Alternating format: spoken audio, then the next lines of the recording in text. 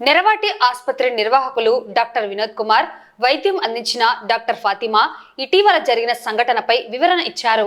వైద్యులు వినోద్ కుమార్ మీడియాతో మాట్లాడుతూ, ఈ నెల 12వ తేదీ రాత్రి హబీబా అనే 20 సంవత్సరాల గర్భిణీ స్త్రీ ప్రసవం కోసం అడ్మిట్ చేయడం జరిగిందన్నారు.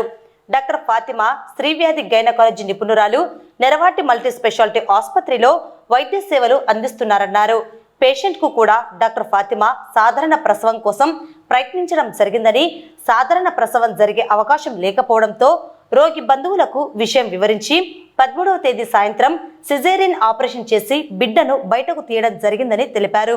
ఆపరేషన్ పూర్తయిన తరువాత అకస్మాత్తుగా తల్లి ఆయాస పడడం, అందుకు సంబంధించిన వైద్యం చేస్తుండగానే రోగి పరిస్థితి తీవ్రం కావడంతో, నాడి పడిపోవడంతో దానికి సంబంధించిన ఇంజెక్షన్లు ఇచ్చినా కూడా రోగి అపస్మారక స్థితికి చేరుకోవడంతో NIITC ICUకి దగ్గరుండి తీసుకువెళ్లడం జరిగిందని పేర్కొన్నారు. అక్కడ ICU వైద్యులు రోగిని బ్రతికించడానికి అవసరమైన చికిత్సలన్నీ చేసినప్పటికీ రోగి పరిస్థితి క్రమేణా ప్రమాదకర స్థితికి చేరుకొని మృతి చెందడం జరిగింది. పేషెంట్ మృతి చెందడం పట్ల తీవ్ర విచారాన్ని, ఆవేదనను వ్యక్తం చేస్తున్నామని తెలిపారు. ఈ గర్భిణీ స్త్రీకి ప్రసవం నిర్వహించడంలో గాని, సిజేరియన్ ఆపరేషన్ చేయడంలో పేషెంట్కు అకస్మాత్తుగా సమస్యలు ఉత్పన్నమైన సమయంలో వైద్యపరంగా చేయవలసిన చికిత్సలు, జాగ్రత్తలు తీసుకోవడం జరిగిందని వివరించారు. ఏ సమయంలో కూడా వైద్యులు నిర్లక్ష్యం చూపలేదన్నారు. రోగికి మంచి చికిత్స అందించి బాగు చేయాలనే ప్రతి వైద్యుడు కోరుకుంటాడని, అకస్మాత్తుగా చికిత్స సమయంలో రోగి పరిస్థితి తీవ్రమైనప్పుడు రోగి ప్రాణాలు కాపాడడం కోసం తమ వంతు ప్రయత్న లోపం లేకుండా వైద్యం అందించడం జరుగుతుందన్నారు. రోగికి అందించిన చికిత్సలో లోపం జరిగిందని భావిస్తే రోగి బంధువులు చట్టరీత్యా న్యాయం పొందడానికి అవకాశం ఉందన్నారు. అంతేకాని ఆవేశంలో వైద్యులపై, వైద్య సిబ్బందిపై దాడులు చేయడం, ఆసుపత్రి ఆస్తులు, పరికరాలు ధ్వంసం చేయడం సరికాదన్నారు. నెరవాటి హాస్పిటల్లో గాంధీ చౌక్లో దాదాపు 20 సంవత్సరాలుగా అక్కడ వైద్య సేవలు అందిస్తున్నారు. డాక్టర్ వినోద్ కుమార్ గారు ENTలో, అదేవిధంగా డాక్టర్ అరుణ్ కుమార్ గారు గైనకాలజీలో. తర్వాత డాక్టర్ అరుణ్ కుమార్ గారు ఇన్ఫర్టిలిటీ లో ట్రైనింగ్ అయిన తర్వాత ప్రధానంగా ఇన్ఫర్టిలిటీ కేసులు అవి చూసుకుంటూ రావడం జరిగింది. తర్వాత ఇటీవల కాలంలో పద్మావతి నగర్లో కొత్తగా నూతన భవనాన్ని నిర్మించి ఆసుపత్రిని ఆధునిక వసతులతో ఏర్పాటు చేశారు.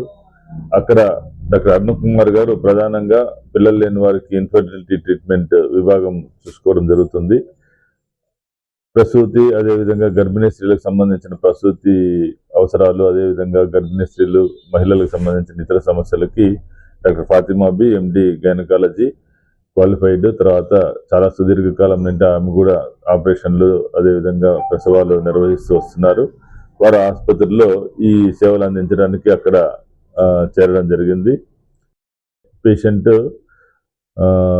పులిమెద్ది గ్రామానికి చెందిన అమ్మాయి. ఆ అమ్మాయి వీళ్ళ దగ్గర రెగ్యులర్గా చూపించుకుంటూ వచ్చింది.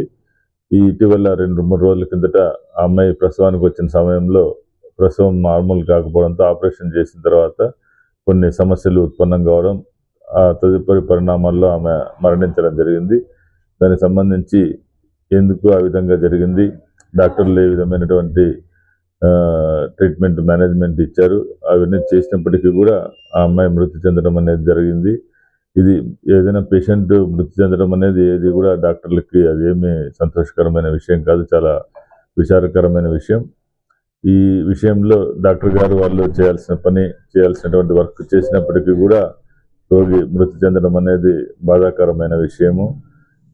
పేషెంట్ బంధువులకు కూడా ఇది చాలా బాధాకరంగా ఉంటుంది, ఆందోళన కలిగిస్తుంది. దాంట్లో సందేహం ఏం లేదు.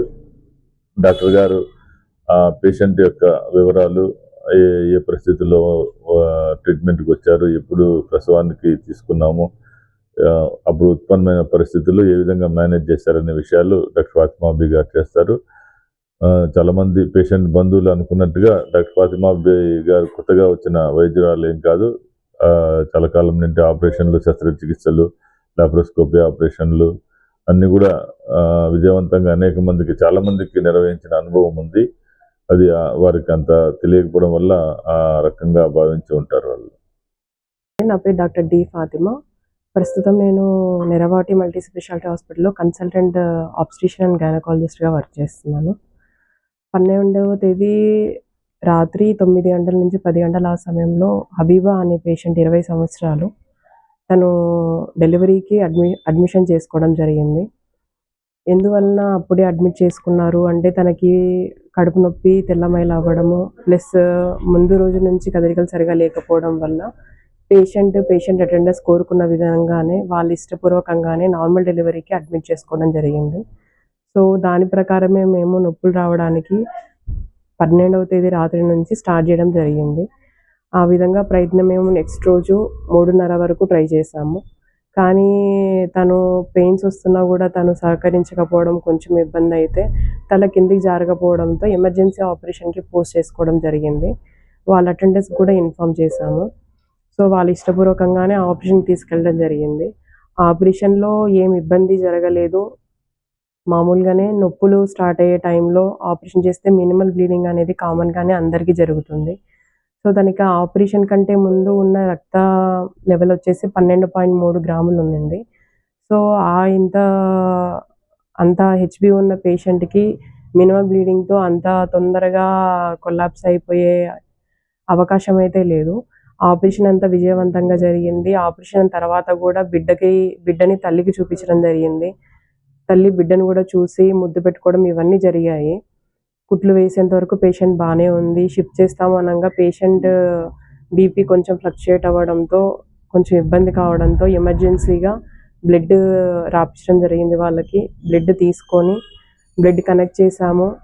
స్టిల్ బీపీ మనకి కంట్రోల్లో లేకపోవడంతో ఎమర్జెన్సీగా క్రిటికల్ కేర్కి షిఫ్ట్ చేయడం జరిగింది. మేము తీసుకోవాల్సిన అన్ని జాగ్రత్తలు తీసుకొని క్రిటికల్ కేర్కి షిఫ్ట్ చేసి అక్కడ ఇవ్వాల్సిన ట్రీట్మెంట్ అక్కడ వాళ్ళు ఇచ్చున్నారు. అన్నీ జరిగినప్పటికీ తన బాడీ సహకరించకపోవడంతో సడన్గా తన ప్రాణాన్ని కోల్పోవాల్సిన పరిస్థితి వచ్చింది. ఇందుకు మేము చాలా చింతిస్తున్నాము. సో ఇందాక రవికృష్ణ సార్ చెప్పినట్టు మేము ఫస్ట్ గాంధీ చౌక్లో నెరవాటి హాస్పిటల్, తర్వాత నెరవాటి మల్టీ స్పెషాలిటీ హాస్పిటల్ని 2025లో స్టార్ట్ చేసాము ఏప్రిల్లో. సో ఇన్ని సంవత్సరాలు సుదీర్ఘ అనుభవం కలిగింది. హాస్పిటల్ని సిస్టమేటిక్గా నడిపాము. ఇన్ని సంవత్సరాలు ఎప్పుడు ఒక ఇన్సిడెంట్ కూడా జరగలేదు. సో దురదృష్టవశాత్తు 2 days బ్యాక్ ఇన్సిడెంట్ జరిగింది. సో దాని గురించి ఫాతిమా గారు ఆల్రెడీ అంతా ఎక్స్ప్లెయిన్ చేశారు. సో ఏ డాక్టర్ అయినా ఏ హాస్పిటల్ అయినా పేషెంట్స్కి బాగా చేయాలని చూస్తారు. ఎందుకంటే పేషెంట్కి ట్రీట్మెంట్ సాటిస్ఫై అయితేనే వాళ్ళ నుంచి 4 పేషెంట్స్ వస్తారని ఆలోచిస్తాం. సో ఒక పేషెంట్కి ఇబ్బంది కలిగితే వాళ్ళకి ఎంత ఇబ్బంది కలుగుతుందో అంతే ఇబ్బంది హాస్పిటల్కి డాక్టర్ కూడా కలుగుతుంది. సో ఇప్పుడు ఈ ఇన్సిడెంట్లో అదే మనకు కనపడతా ఉంది. సో మా హాస్పిటల్ తరఫున ఒక చిన్న విన్నపం ఏంటంటే సోషల్ మీడియా వాళ్ళకి, పేపర్ వాళ్ళకి ఏంటంటే పేషెంట్స్ జరిగిన అన్యాయాన్ని మీరు చూపించారు. అట్లాగే హాస్పిటల్ డాక్టర్ వాళ్ళ ఎక్స్ప్లెనేషన్ కూడా మీరు చూపించి ప్రింట్ చేస్తే బాగుంటుంది. ఎందుకంటే ఇది చూస్తున్న పాఠకులకు కానీ ప్రేక్షకులకు అందరికి కానీ కనీసం అర్థమవుతుంది ఏం జరిగింది అనేది. సో పేషెంట్స్ వాళ్ళు ప్రాణాన్ని కోల్పోయారు కానీ డెఫినెట్గా వాళ్ళు బాధపడతారు. ఆ బాధ మాకు కూడా ఉంది. ఎందుకంటే 3 days నుంచి ఏ డాక్టర్ కానీ మా స్టాఫ్ కానీ ఎవరు నిద్రపోలేదు ఈ విషయం అవి జరిగిన నుంచి. సో మా విన్నపం ఒకటే ఏంటంటే పేషెంట్ అటెండెన్స్ ఇన్ఫర్మేషన్తో పాటు హాస్పిటల్ డాక్టర్ వాళ్ళ ఎక్స్ప్లెనేషన్ కూడా మీరు పోస్ట్ చేసి సర్క్యులేట్ చేస్తే బాగుంటుంది. సో ఈ పేషెంట్ విషయంలో అయితే మా హాస్పిటల్ కానీ ఫాతిమా గారు కానీ ఏమి జాగ్రత్తలు తీసుకోవాలో అన్నీ తీసుకున్నాము. కానీ సర్జికల్ వాటిలో కొన్ని అన్ఎక్స్పెక్టెడ్ కాంప్లికేషన్స్ సడన్గా వస్తుంటాయి. అవి వచ్చినప్పుడు మనం ట్యాకిల్ చేయాలి. సో దానికి తగ్గట్టు అన్నీ చేసాము.